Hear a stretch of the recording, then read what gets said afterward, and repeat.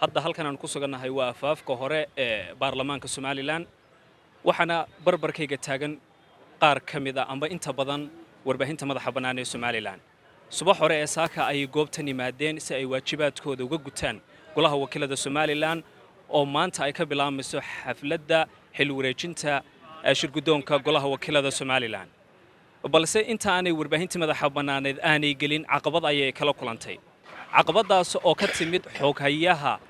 golaha wakiilada Somaliland Cabdirasaaq Siciid Ayaale waxaanu sheegay in warbaahinta madaxa bannaan ay gelin balse laba TV oo kaliya in uu ka doortay warbaahinta madaxa bannaaneed warbaahinta madaxa bannaan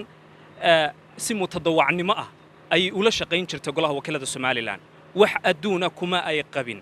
horeysa iyo dambaysaba laakiin warbaahinta madaxa bannaan hadiya habeenba waxay heegan ugu jirtaa soo gudbinta xogaha dhabta ee dadka ay bulshadu doorteen codkooda ay ku fadhiyaan golaha wakiilada Somaliland balse inta badan warbaahintu waxay kala kulantaa caqabad dhinaca gelitaanka dhinaca xog helida taana waxaan leenahay cid ay arintan khusayso oo shirgudoonka golaha wakiilada Somaliland ugu horeeyo waliba gudoomiyaha Cabdirasaaq cusub waxaan leenahay gudoomiyaha arinta warbaahintu waa arin soo noqnoqotay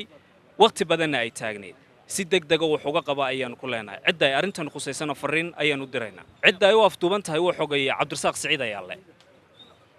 waana la iska wada ogsoon yahay oo cid gaar oo isagu kala jeclaysanaya warbaahinta ayuu gudaha galiyay subax hore ay bartan yimaadeen cadceedda iyo sidoo kale dhaxantaba diyaar ayay u yihiin warbaahintu in ay bartan ay ku sugaan si ay xogtooda dhabta ugu soo gudbiyaan ummadooda laakiin ma ay dhicin warbaahintu si mutadawacnimo ay guurtida iyo golaha wakiilada labadaba ugu shaqeeyaan wax adduun oo haba yaraatay ku qabaan ma jirto laakiin warbaahintu waxay u dhabaraadeegayaan sida dimuqraadiyadaba ay ugu dhabaraadeegeen in ay xogaha dhabta ah ee goobtaasi amba ka dhacaya inay bulshadooda u soo gudbiyaan oo aanay ka absaamin laakiin inta badan caqabad ba ay kala kulmaan walibana xog hayo ugu horeeya aad maasantiin golaha baarlamaanka Somaliland saaka halkan waxa ka dhacday arrin fool xun oo muuqaalka qaranka iyo sidoo kale warbaahinta aan qurux badnayn waxa dhacday in loo kala xigtaysto warbaahinta madaxa bannaaneed ee sida mutadawacnimada dhexdhexaadka cadaaladda 15 sano ee golahani fadhiyayba ugu shaqeynaysay waxa dhacday arrin markii ugu horeysay aan ahayn laakiin dhowr jeer soo noqnoqotay oo xogayaha golaha wakiilada warbaahinta madaxa bannaan kula kaco haddana kama camanayno tallaabo ku cusub oo qaaday xogayaha golaha wakiiladu laakiin weligiiba dhowr jeer wuxuu ku kici jiray tallaabooyin noocana oo aynu kala xigtaysto warbaahinta qaarkood waana shakhsiga intii goluhu jiray aan oran karno waa shakhsiga ugu horeeyay ee lagu tilmaamo qabiyaali ama warbaahinta qaarkood qabiil ahaan soo dhaweysta saakan hadda way caddahay iyadoo shaqo qaran la qabanayo xil wareejintii la doonayo la duubo shirgudoonka cusub inuu warbaahinta qaarna magac iyo garasho ku soo dhaweysto warbaahintii qaarkood ugu saameynta badnaayeen warbaahinta hadda ka jirta Somaliland ugu cimriga dheer qaar ba 20 sano shaqeynayay halkan jooga 20 sanaba golaha ka shaqeynayay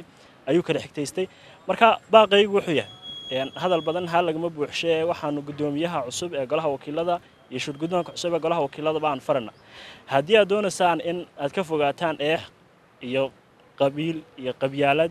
iyo sidoo kale sinaan warbaahinta ka dhacda waxaan codsanaynaa in xogayaha golaha wakiilada sida ugu dhaqsaha badan wax looga qabto maadaama doonayno isbedel aan qabiil iyo qabyaalad xigtays iyo kala jeclays aan ku dhisnay inaan ku shaqeyno in xogayaha wax laga qabto waxaan kaloo doonaynaa in aan ka cadeyno waxa jirta isbedel la doonayo in laga sameeyo golahan oo golihii hore oo dhinacyo badan inuu kaga duwanaado laakiin haddii xogayaha sii joogo xubno kale oo la shaqeeya xogayaha qura maahe ay sii joogaan oo ka mid ah shaqaalaha golaha warbaahintuna la shaqeyn mayso golahuna bulshada u shaqeyn maayo warbaahintuna dhexdhexaadnimada ka bixi doonta golahuna sida ku shaqeyn maayo aad ma wadsantay saad u jeedaan waxaan hor taaganay xarunta baarlamaanka ee Somaliland halkan saaka waxaanu kala kulannay arrin uguba sida warbaahinta Somaliland ay u dhantahay halkan ay taagan tahay marka laga reebo ilaa 2 TV oo isagu si gaar ah u xushay arrintan ma aha markii ugu horeysay xogayaha arrimaha noocaas oo lagu aqaanaa xogayuu xismooday golaha wakiiladu xismooday guri isagu leeyahay ayuu ka dhigtay oo iska leeyahay xogayaha waxa leenahay cimri tagay ceeb laguma sabootiyo waqtiga ugu dhamaaday wax abaalo iyo wax maxayday iyo wax wanaago haba yaraatee warbaahintu ay ku haysaa ma jirto waxaan gudob hayno aan ku haynana haba yaraatee ma jirto. halkan saaka waxaa isugu yimi warbaahinta madaxa bannaan waa afaafka hore ee golaha wakiilada Somaliland arrin uguba ayaa ka dhacday dabcan anigu laba fariimood baan dirayaa anigoo ka mid ah warbaahinta madaxa bannaan ee Somaliland mid waxay ku socotaa gudoomiyaha cusub ee hadda la wareegaya jagada gudoomiyaha golaha wakiilada Somaliland midna waa xogayihii hore ee golaha wakiilada Somaliland oo ah warbaahinta saaka ka hor istaagay golaha wakiilada Somaliland aan ka horeeyo xogayaha xogayuhu muddo dhowr iyo 10 sano ayuu ka shaqeynaya golaha wakiilada Somaliland arrintani ma aha mid cusub oo maanta la oran karo arrintan way ku cusub tahay dhowr jeer ayay ku dhacday falalka noocan inuu ku kaco xogayo waxaan oran karaa warbaahinta madaxa bannaan oo gaadhaysa 30 TV ku dhawaad ayaa saaka halkan taagan oo afaafka hore golaha wakiilada Somaliland oo loo diiday inay soo tabiyaan warka xil wareejinta labada gudoomiye taasina waxa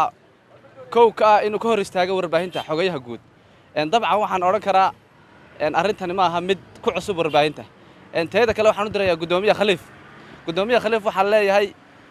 arrinta noocana si degdeg ah wax uga qabato ayaan kugula talinayaa arrintani ma aha mid warbaahinta hadda ku cusub waa mid soo jireen ah waa mid dhowr jeer lagu la kacay warbaahinta madaxa bannaan oo si laf dhabar ah oo waliba tawarucaada ugu soo tabin jirtay warka golaha wakiilada Somaliland oo aanay waxba ku qabin oo ay bulshada kala duwan ee Soomaaliyeed u soo tabin jirtay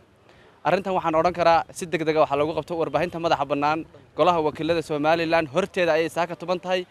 oo war TV si gaar ah oo xogayo xushayna uu sii daayay assalaamu calaykum dad badan waxay oranayaan warbaahintu halkan waxbay ku qabaan laakiin warbaahintu wax allaale waxay ku qabtay ma jirin warbaahintu wararka tabarucaadka ay u soo gudbin jirtay dadka bulshada kala duwan ee reedka ah mooye wax allaale waxay ku qabtay ma jirin xogayaha guud ee golaha wakiilada Somaliland mooye cid allaale cid ay ka cabanaysaa ma jirto xogayahana arrinta noocan ma aha mid cusub waa mid uu dhowr jeer warbaahinta madaxa bannaan kula soo noqnoqday السلام عليكم marka hore waxaan salaamay warbaahinta madaxa bannaan ee saaga cunaqabataynta xoogan la saaray ee loo diiday tabinta xil wareejinta golaha cusub ee wakiilada hal arrin uma ku darayaa ama hal hadal gudoomiyaha xogayaha golaha waxaan leeyay intaad xilka haysay inaad ka baqanayn in muddadu ka dhamaato oo u raxlayn jirtay warbaahinta waxaan ahayn qofka kaliya ee laabta soo qaraacay isla markaana sii deyn jiray maanta markaad ogaatay inaad bedel ku socoto ama xilka xayuubinta gudul taagantay waxaad go'aansatay inaad si kugu kala dhawaayeen aad soo kala dhawaysatay warbaahinta madaxa bannaan waxa leeyahay ceebaha golaha dhex yaala ee kuwaasi ka mid yihiin ee warbaahinta lagu la kacay ee qarsan jireen hadday sii socdaan warbaahintu way ka baxaysaa dhexdhexaadkay tahay xogaye waxaad kaga baxday golaha waji xun waxa baa warbaahintu ku haysaana ma jirto waanaad ku maadsan tahay